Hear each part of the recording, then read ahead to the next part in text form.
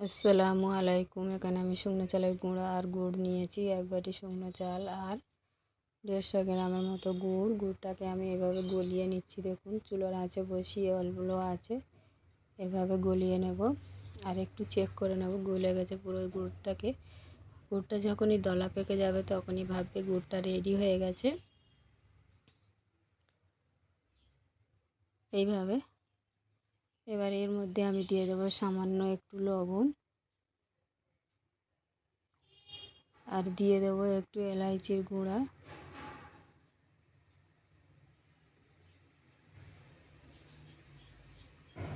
দিয়ে এটাকে ভালো করে আমি একটু মিক্স করে নিচ্ছি। দেখুন, আর সামান্য একটু সাদা তেল 1 চামচের মতো, ছোট্ট চামচের, দিয়ে ভালো করে মিক্স করে নিয়ে এবারে অল্প অল্প করে চালের গুঁড়ো দিয়ে এইভাবে একটা মিশ্রণ বানিয়ে নিচ্ছি। দেখুন, ব্যাটারটা বানিয়ে নিচ্ছি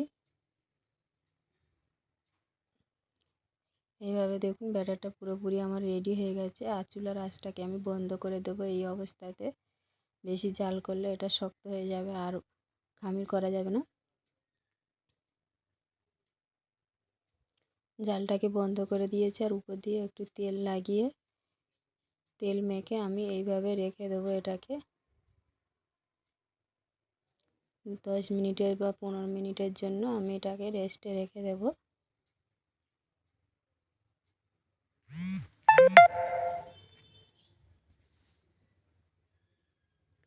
ফিরে আসবো 10 মিনিট পরে।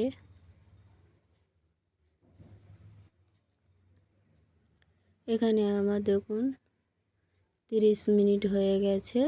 30 মিনিট পরে আমি এইভাবে একটু করে নিয়ে হাত দিয়ে একটু করে এইভাবে গোল করে শেপ দিয়ে নেব।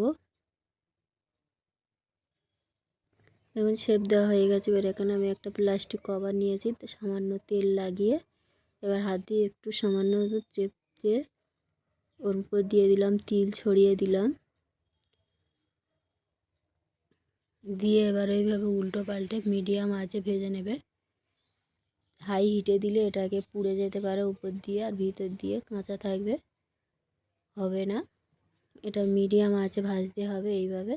আর খুবই তাড়াতাড়ি হয়ে যায় এইভাবে। একবার বানিয়ে দেখবেন, খুবই ভালো লাগবে আর সবাই অনেক পছন্দ করবে।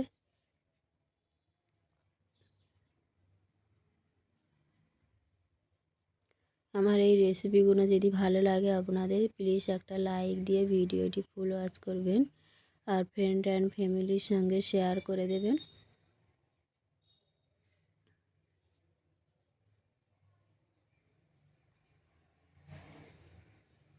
এইভাবে করে সবগুলো পিঠা আমি রেডি করে নেব। দেখুন,